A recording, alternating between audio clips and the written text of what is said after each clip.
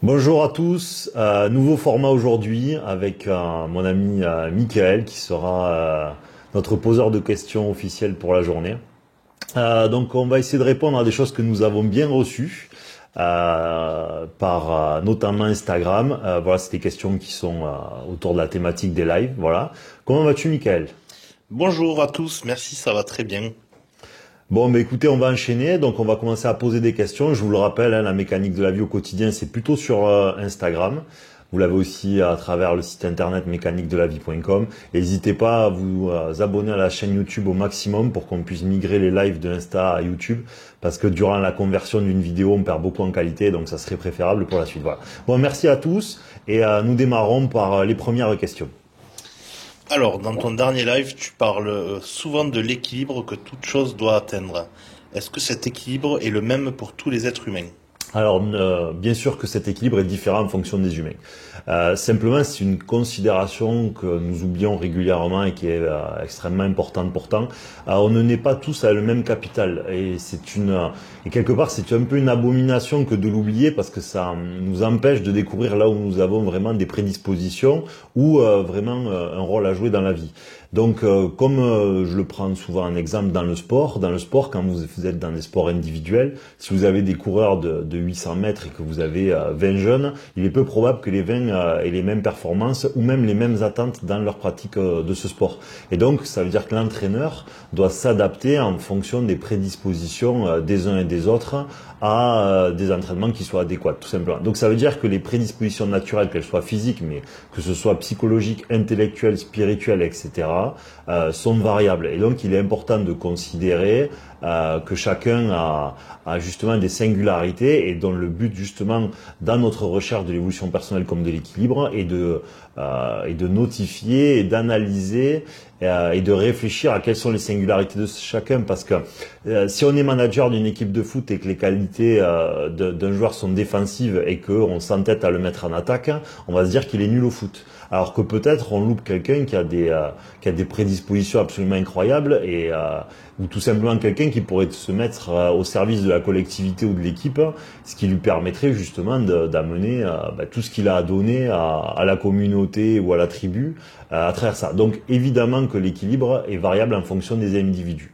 La seule, comment dire, euh, la seule réflexion, le seul recul qu'il faut avoir par rapport à ça, c'est que très souvent, attention de ne pas se faire leurrer par soi-même en se disant ok moi mes prédispositions elles sont ailleurs donc je n'insiste pas dans tel registre et c'est là où vous pouvez avoir un souci, c'est que quelque part vous allez vous éloigner de ce que vous avez à faire parce que votre programme intérieur, donc ça c'est des sujets que j'ai abordés sur d'autres vidéos, va vous dire non là c'est difficile donc faut pas le faire.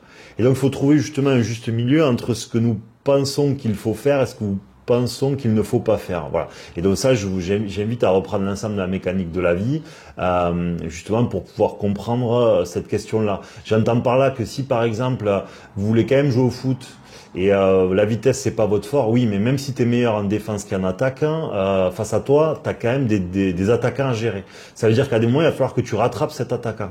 Donc même si tu n'aimes pas trop ça, il va quand même falloir le faire pour que tu puisses justement être un joueur polyvalent, et la polyvalence n'est ni plus ni moins que de l'équilibre. Donc c'est là où on va retrouver tout l'intérêt justement de savoir où il faut travailler pour devenir des individus équilibrés. Voilà, c'est un sujet qu'on a beaucoup abordé sur le live numéro 4, donc récemment, et donc je rajoute quelques nuances sur cette vidéo.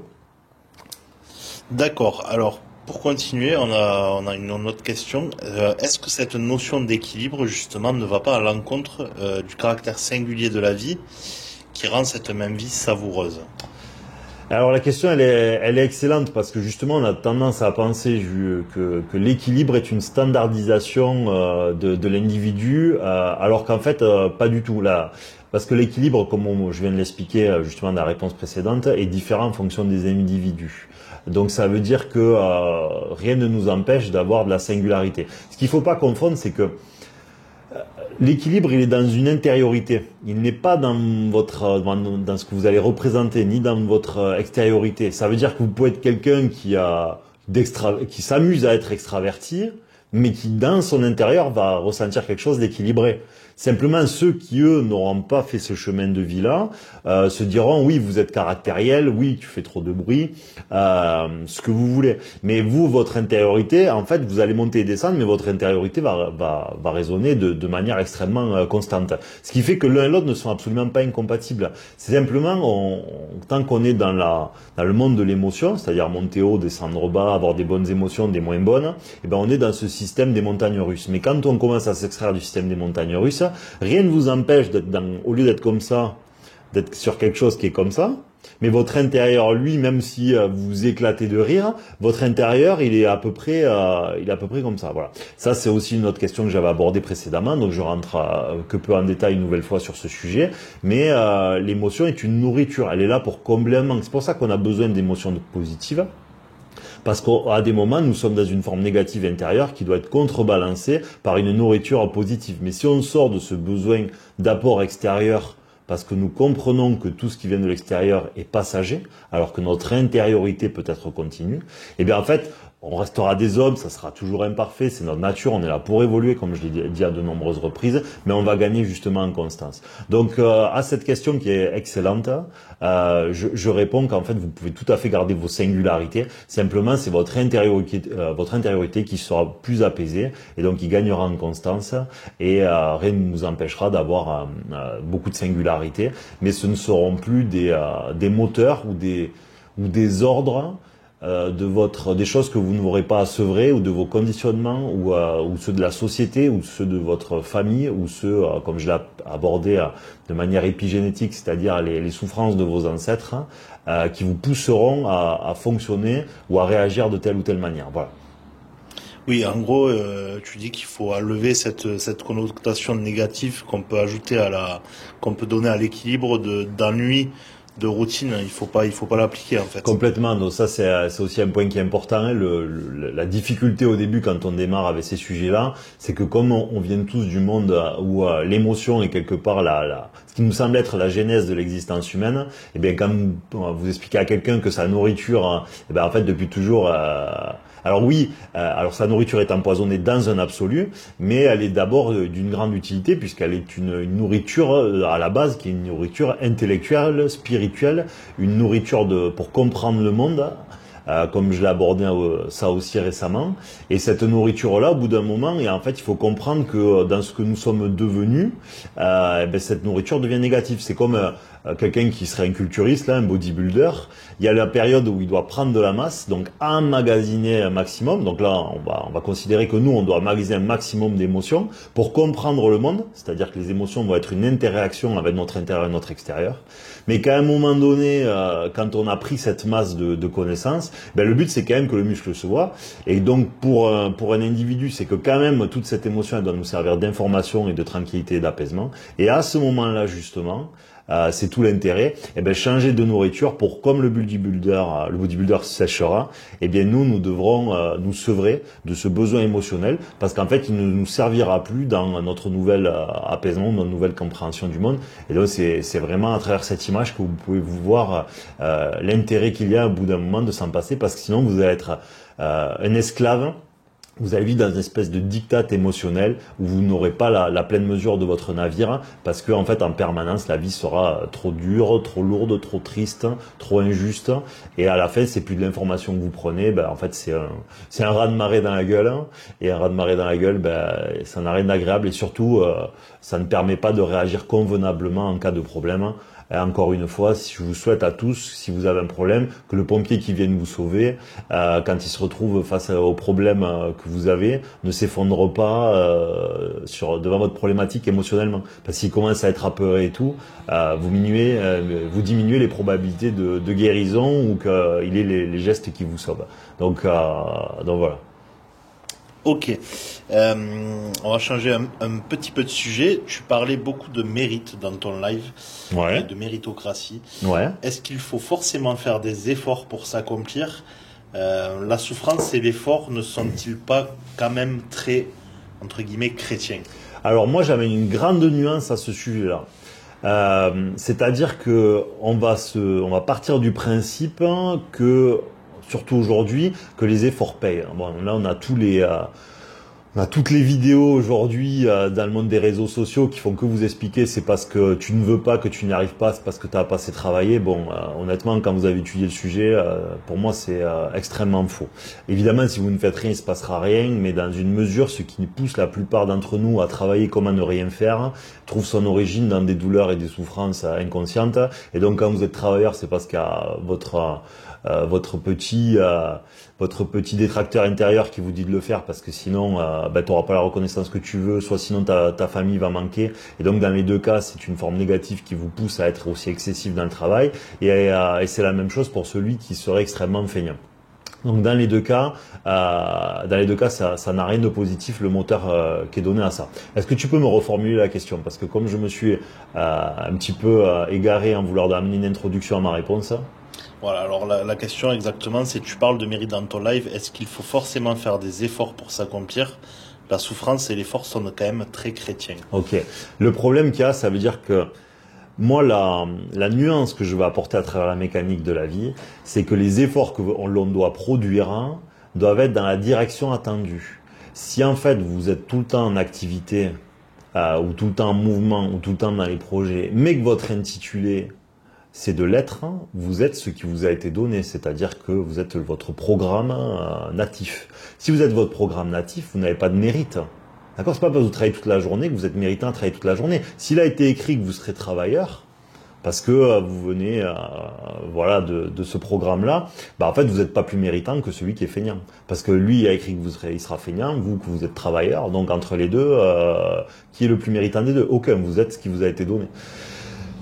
Je sais que c'est novateur et ça peut paraître injuste par rapport à aux habitudes que l'on peut avoir de voir et de considérer le monde. Voilà. Mais quand vous le regardez sous cet angle-là, si dès votre jeunesse vous avez ces tempéraments-là qui sont en vous, vous n'avez rien choisi du tout. Ce qui vous a poussé, c'est un moteur de souffrance qui vous a conduit à être ça. Ça ne veut pas dire que demain, le feignant doit devenir un hyperactif absolu, comme celui qui est partout doit devenir, lui, un feignant absolu, mais c'est-à-dire qu'entre les deux est un équilibre, quelque part. Et donc, il faut que celui qui soit très travailleur soit plus pondéré pour respecter ses limites, ses envies notamment, et que celui qui est feignant, lui, doit absolument, à l'inverse, se secouer un peu pour justement vivre une vie pleine et une vie avec de l'interaction extérieure et une vie justement où lui doit se surpasser pour aller à l'encontre de ses paramètres de feignantise, si je puis dire. Voilà. Donc oui, la méritocratie.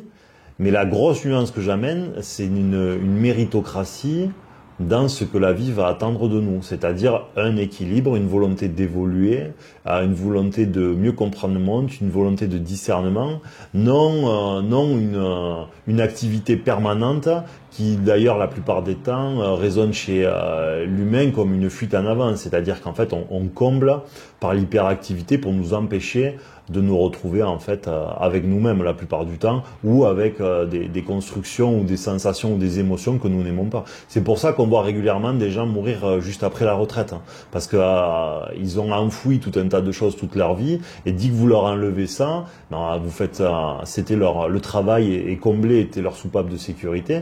Quand vous enlevez la soupape de sécurité à un individu, en fait il prend d'énormes risques pour sa santé, quoi, parce que la soupape a sauté. Voilà. Tout simplement. Une petite aparté, n'hésitez pas pour les cerveaux les plus rapides ou ceux qui ont l'habitude de mettre les vidéos en vitesse 1,2 parce que des fois c'est très plaisant quand c'est des sujets que vous connaissez bien ou que vous avez assimilé. Je le fais très souvent. N'hésitez pas à mettre les vidéos en accéléré et on reprend la suite de la vidéo avec Michael. Oui, du coup, en fait, tu nous dis il faut faire attention un petit peu à l'arbre qui cache la forêt, en fait. Complètement. Il faut trouver, c'est ça le premier diagnostic à faire de chaque individu, la raison pour laquelle vous avez vos grands traits de caractère. Voilà. Et vos grands traits de caractère trouvent toujours résonance, je me permets de dire toujours, dans une origine donnée, c'est-à-dire soit familiale, soit de votre jeunesse, soit de votre inconscient, Ça veut dire que toute notre manière d'être n'est pas un choix dans l'absolu. On croit qu'on choisit parce qu'on a l'impression de choisir d'aller dans une direction ou dans une autre, mais dans le fond, on s'aperçoit, quand on étudie vraiment bien ce sujet, que presque pratiquement tout est inscrit, et donc nos conduites, ce que nous pensons être un libre arbitre, est en fait une espèce d'effet, une espèce d'entonnoir géant où toutes nos directions nous sont soufflées par des paramètres, par des paramètres de vie, quoi. D'accord. Donc voilà, en gros, il faut savoir où utiliser son énergie. Ouais, c'est tout à fait mon propos, hein. Pensez bien que, par exemple, celui qui va nager 1 heure à fond à contre-courant aura moins avancé celui qui aura fait 3 brasses dans une eau calme, par exemple. C'est clairement l'idée. Donc pour ça, bon, il faut essayer vraiment de faire l'effort de regarder l'ensemble des contenus, enfin du contenu, l'ensemble des lives, parce qu'en fait c'est un immense puzzle qui vient s'assembler. Mais dans l'absolu, je rappelle la dynamique autour de la mécanique de la vie. Nous sommes sur Terre pour évoluer à travers un équilibre accru dans notre intériorité, devenir des êtres, justement, si on a été dans des prédominances, que ce soit, par exemple, tout à l'heure, je le nommais, on était 3 mouvements, de l'autre pas assez, l'équilibre entre les deux. Si on était une personne qui manquait trop de confiance ou qui en avait pas assez, l'équilibre entre les deux, etc., etc., avec du discernement.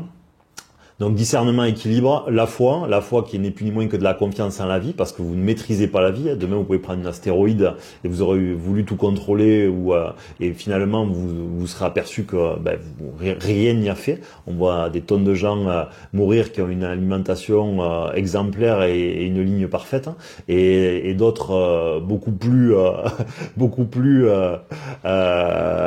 alambiqués et beaucoup moins rigoureux et qui eux vivent très longtemps. On voit des gens qui ont fumé énormément de paquets et ils meurent à 90 balais, et d'autres qui n'ont jamais fumé une clope et qui ont un cancer des poumons. Bon, donc ça veut dire que la vie a quand même dans le fond beaucoup plus de pouvoir sur les hommes que ce que nous l'imaginons. Et donc à ce titre, il est important de le considérer. Pour faire quoi, en fait, tout ça, du capital développement personnel, du capital spirituel, encore une fois, équilibre, discernement, confiance. Pour faire quoi? Pour devenir des êtres plus aboutis, qui comprennent mieux le monde, des êtres plus pacifiés, plus tolérants, mais dans une tolérance consciente, pas une tolérance apprise comme la société nous la donne habituellement.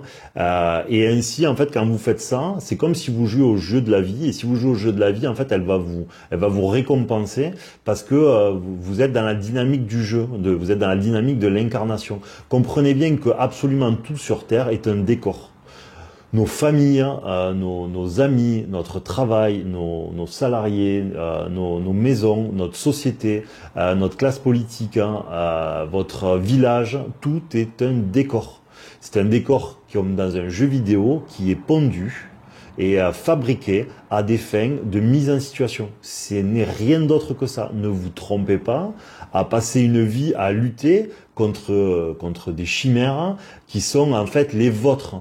Parce que dans l'absolu, c'est votre inconscient d'humain, votre pseudo-détracteur intérieur. Pourquoi je dis ça? Parce que je le rappelle, on ne maîtrise pas toutes nos émotions, on ne maîtrise pas toutes les situations qui nous arrivent, on ne maîtrise pas nos rêves, on ne maîtrise pas toutes nos pensées. C'est-à-dire qu'une partie de nous ne nous appartient pas. Et cette partie de nous est notre partie qui est là pour nous confronter, nous entraîner, pour devenir des êtres meilleurs. Mais si on cède trop, cette partie-là nous détruit d'une certaine manière, parce qu'elle est là pour ça, elle est là pour nous faire réagir. Et si nous, il y a réaction intelligente, parce qu'il y a une forme d'annulation, une forme de sevrage de cette problématique, ou une atténuation, eh bien en fait, c'est comme si Dieu, ou la vie, ou l'univers consentait à atténuer ce qui nous poussait à nous conduire dans une direction ou dans une autre. Là, les 3 ou 4 minutes que je viens de faire, c'est tout ce qu'il y a à comprendre dans l'absolu de la mécanique de la vie. Tout le reste est là pour nous conduire à mieux comprendre ce que je viens d'énumérer. Tout le reste n'a pas d'intérêt. C'est simplement pour nous ramener à ces quelques minutes que je viens de passer à expliquer ce qui est vraiment la genèse et tout l'intérêt de la mécanique de la vie.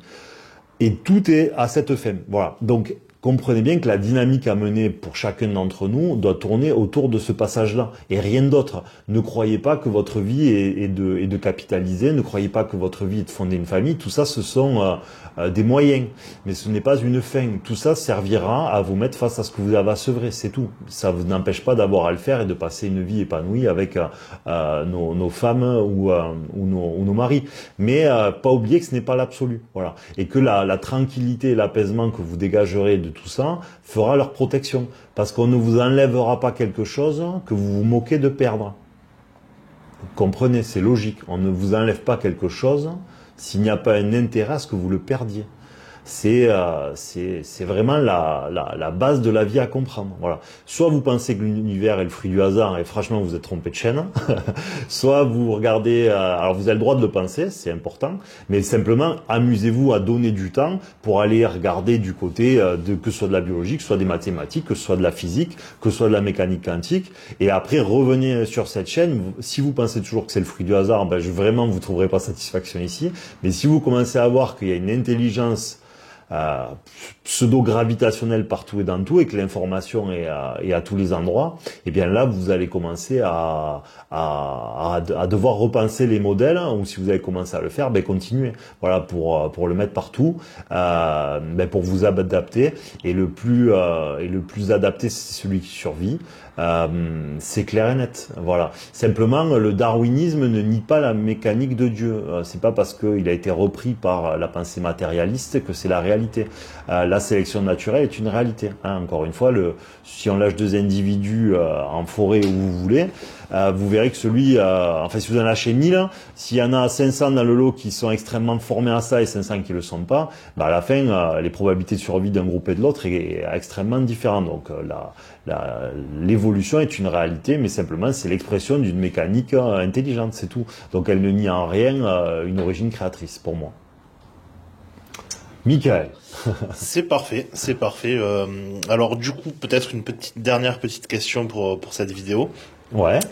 Pour rebondir sur ce que tu disais, du coup, comment arriver à déterminer ce sur quoi nous focaliser et où mettre notre énergie? Est-ce via des observations, des occurrences Alors là, c'est vraiment toujours la question la plus compliquée parce qu'il faut reprendre l'ensemble de la mécanique de la vie. Sur Instagram, notamment, vous l'avez aussi sur le site mécaniquedelavie.com, dont le référencement n'est pas tout à fait optimal, mais vous le trouvez si vous le tapez quand même. Vous allez déjà avoir quelques phrases qui sont des philosophies, mais en vérité, ce sont des règles pratiquement. C'est-à-dire, celle que j'aime beaucoup, tout ce que je possède me possède.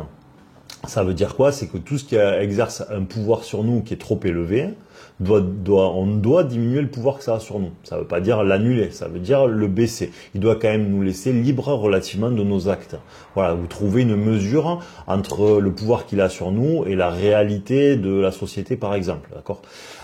Parce qu'on ne peut pas non plus tout nier. Donc ça c'est vraiment la première chose très importante. Vous avez d'autres publications, par exemple, qui viennent corroborer ce que je dis, c'est-à-dire que les choses sur Terre obéissent à des lois de l'univers, d'accord? Donc ça veut dire que l'océan, le système planétaire, les étoiles obéissent à des règles. Comprenez bien que si des choses comme ça obéissent à des règles, nous en avons autant à faire. C'est indéniable, c'est extrêmement déraisonnable que s'autoriser à penser autrement.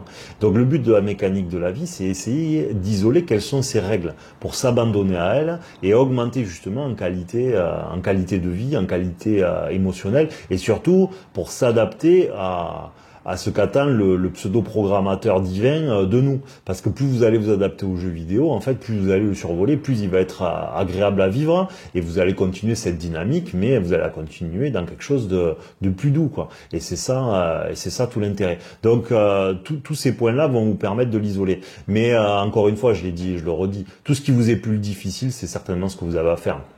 C'est-à-dire, vous avez peur du regard des autres, il va falloir vous en exorciser, tout simplement. Vous vous sentez illégitime, il faut que vous preniez votre légitimité à deux mains. Vous êtes trop angoissé, il va vous falloir augmenter votre degré de confiance, votre degré de foi. Voilà. Et donc tout est à cette fin. Alors vous allez dire comment je fais, mais déjà légitimisez-vous à recevoir, parce que pareil, c'est des sujets qui sont redondants, mais je suis obligé de me répéter parce qu'en fait, jusqu'à la fin de notre vie, tous autant que nous sommes, nous aurons à voir avec tout ça. Comprenez que si quelque chose, si Dieu a engendré les hommes, c'est que quelque part il attend forcément, il ne peut pas faire une université précise sans attendre quelque chose des hommes. Donc partant de là, il ne rêve que de gâter des petits méritants, d'accord? Comme nous adorons gâter les enfants quand ils sont bien comportés. Donc vous pouvez pas gâter votre enfant quand vous rentrez, à taguer tous les murs de la maison, a eu 4 à l'école. Vous allez pas arriver, viens mon chéri, je vais t'acheter la dernière console de jeu. Non. Vous lui dites, si tu te comportes bien, peut-être que la console de jeu, on pourra en parler. Et si la fois d'après vous revenez et qu'il a refait des dingueries, ben évidemment vous le gâterez toujours pas. Donc en fait, quelque part, la vie n'attend que de ça, n'attend que ça, que de nous récompenser. Simplement, il faut mettre notre dynamique, il faut mettre notre volonté au service de ce que nous avons à faire, et pas dans quelque chose. Parce que tout le monde va dire oui, je veux aller mieux, autant que nous sommes. Mais quelqu'un qui veut aller mieux, il va user de quoi? Il va user d'outils, d'accord, de pseudo-outils, soit sociétaux, sur lesquels je ne m'oppose pas, mais ça reste des outils, que ce soit par l'analyse personnelle, que ce soit par les pseudo-outils spirituels, que ce soit par la psychologie, que ce soit par la lecture. Voilà. Bon, il va essayer en fait de trouver des outils pour faire face à ces problèmes. Mais en fait, un outil, c'est nier la raison pour laquelle vous rencontrez cette situation. Est-ce que vous voyez là où je veux en venir? Un outil sert à contourner la volonté de la vie. Pour moi. Et je sais que la plupart des gens bondissent quand ils entendent quelque chose comme ça. Je l'ai pensé, j'ai utilisé des outils comme tout le monde. Et je me suis aperçu que c'était faux. C'était complètement faux. Un outil sert à contourner la volonté divine. Parce qu'en fait, plutôt que de changer, plutôt que d'initier du changement dans notre façon d'être ou de fonctionner, ou dans notre quotidien, ou parce qu'en fait nous sommes dans des relations qui ne vont pas, dans des travaux qui ne nous vont pas, dans une façon de concevoir les choses qui ne vont pas, dans des amertumes, dans des chevauchées haineuses, au lieu en fait nous de changer, eh ben en fait on va user d'outils, d'accord, mais dans l'absolu absolu, je parle bien, même le médical est une forme de décharge de responsabilité dans l'absolu. Bien sûr que moi aussi je ferai appel au médical, évidemment, mais c'est parce qu'en fait nous n'avons plus la conscience de nous-mêmes et la conscience spirituelle. Ce sont des contournements qui nous permettent de ne pas nous mettre face à ce que nous avons à sevrer. Parce que quand vous étudiez vraiment la question, regardez même en médecine, quand les médicaments doivent être mis à la vente, on teste le placebo.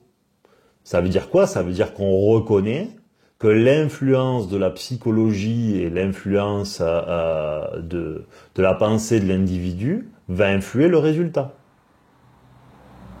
Donc partant de là, ça veut bien dire que la dimension psychique influe sur le résultat. Donc quand on commence à réfléchir, le médicament va amener ses propriétés, mais la pensée psychique aussi énormément. Ça veut dire qu'une partie de nous a réellement la guérison en lui. D'accord? Ça ne veut pas dire qu'on doit s'abandonner que à ça, parce qu'on n'est pas dans ces temps de conscience suffisant pour pouvoir le faire. Mais c'est juste pour comprendre la passerelle, et la passerelle est réaliste dans l'absolu. Voilà. Mais plutôt en fait que nous de changer. Pourquoi j'ai tel problème, pourquoi j'ai des plaques partout, pourquoi j'ai du psoriasis, pourquoi j'ai ce que vous voulez.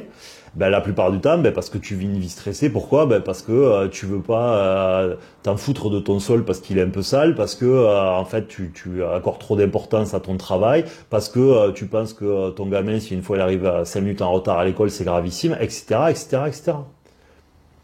Tout simplement. Et tout ça nous permet, nous, de ne pas nous occuper de ce que nous avons à faire. Voilà, ce sont des outils qui permettent en fait de nier une mécanique savante bien plus grande que nous-mêmes. Voilà. Et encore une fois, je le redis, je ne dis pas qu'il ne faut pas le faire. Je parle d'un absolu. Ça ne veut pas dire que cet absolu-là, aujourd'hui, nous sommes à même de le rendre applicatif. Mais il faut comprendre la logique, parce que en vérité, tout ce que j'explique est extrêmement logique. Hein. Du moment que vous testez du placebo, vous le reconnaissez. Donc la science reconnaît l'influence énorme de la psyché sur la guérison, tout simplement.